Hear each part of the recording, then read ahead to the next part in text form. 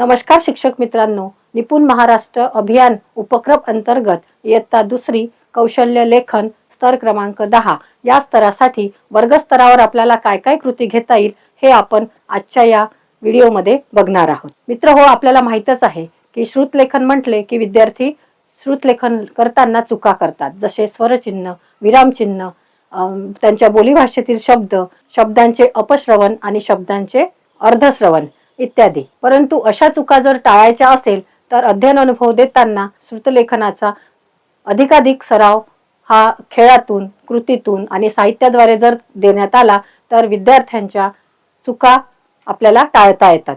चला तर मग आज आपण बघूया लेखनाविषयी कृती. नमस्कार बालमित्रांनो, आज आपण एक नवीन खेळ खेळायचा का? आवडेल तुम्हाला? मग मला सांगा, तुम्ही कधी गाण्याच्या भेंड्या, शब्दांच्या भेंड्या खेळला आहात का रे? हो. मग कशा खेळतात शब्दांच्या भेंड्या? सांग बघू हिमांशू. तुला मी एक शब्द दिला, तुझं नाव काय? हिमांशू. तर हिमांशू पासून नंतर कसा शब्द तयार होईल? श पासून तू सांग निम्रत. शरद. शरद. मग कसा तयार होईल? शेवटच्या अक्षरापासून तयार होतो. दरवाजा. अजून दरवाजा नंतर कसा तयार होईल? जहाज. जहाज. छान, खूपच छान.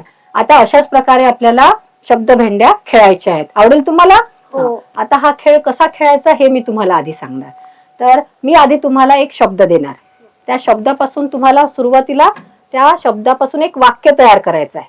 ते वाक्य तयार झालं की ते वाक्य आपल्याला वहीमध्ये लिहायचं आहे आणि नंतर मग त्या शब्दाच्या शेवटच्या अक्षरापासून आपल्याला दुसरं वाक्य बनवायचं आहे. चालेल? कळलं तुम्हाला? खेळूया आपण. चला तर मी तुम्हाला आधी एक शब्द देते. पहिला शब्द आहे तुमचा गुलाब. हिमांशू, हा शब्द वाच. गुलाब. गुलाब. मग शेवटचं अक्षर कुठलं आहे? ब. ब. मग आता मला गुलाब या शब्दापासून एक वाक्य बनवून दाखव. फुलांचा राजा गुलाब आहे. छान. निम्रत, हिमांशूने कोणतं वाक्य सांगितलं ग?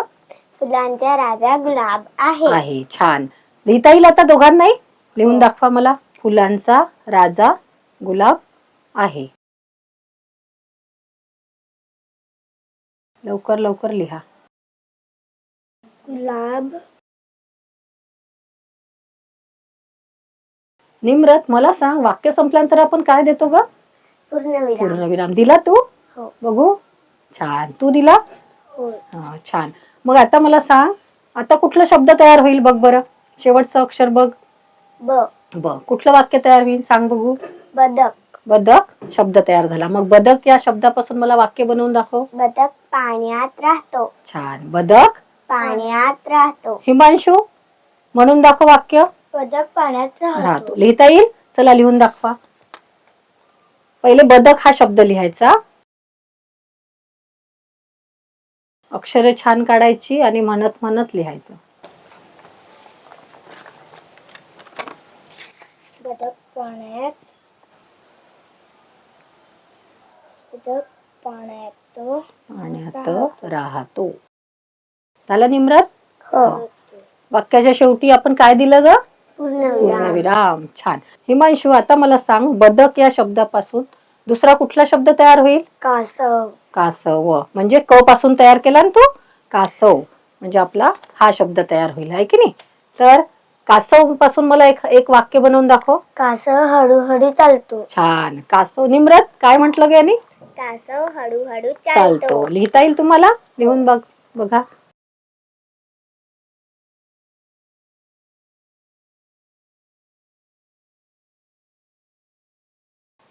लिहिलं? हो. छान.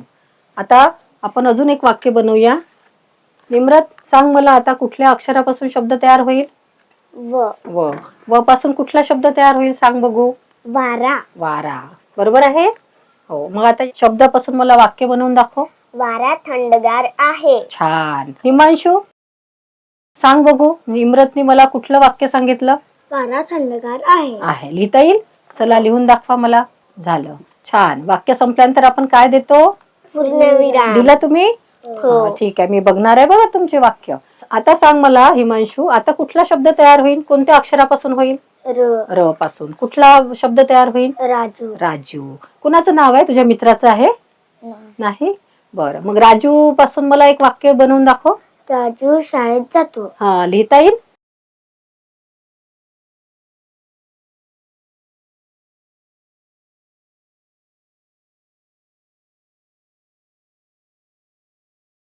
शाळेत जातो.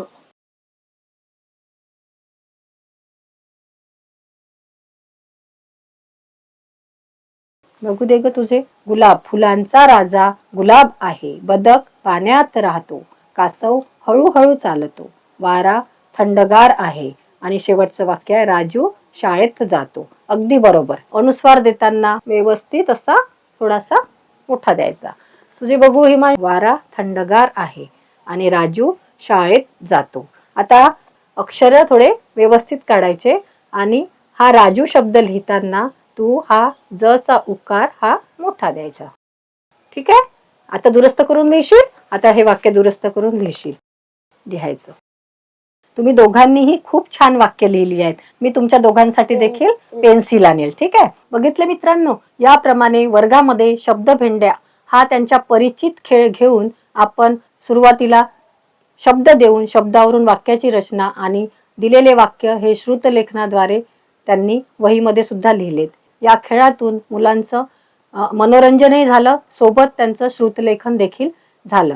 अशा प्रकारे कृतीतून मुलांना आनंद तर मिळतोच, सोबत त्यांचे शिकणे देखील होते. या खेळातून मुलांना दिलेल्या वेळेत बोलण्याची आणि लिहिण्याची सवय विकसित होते. तसेच अचूक उच्चारण्याची क्षमता देखील विकसित होते. त्यांची शब्दसंपत्ती वाढते.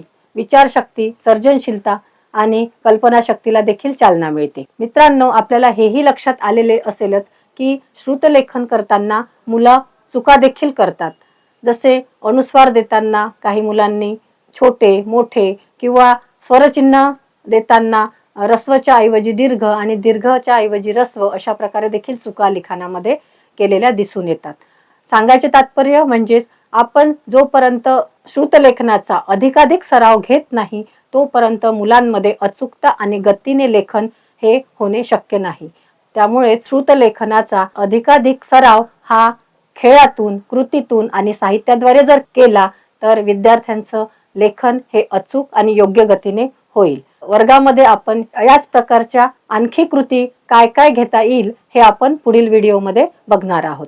तोपर्यंत धन्यवाद.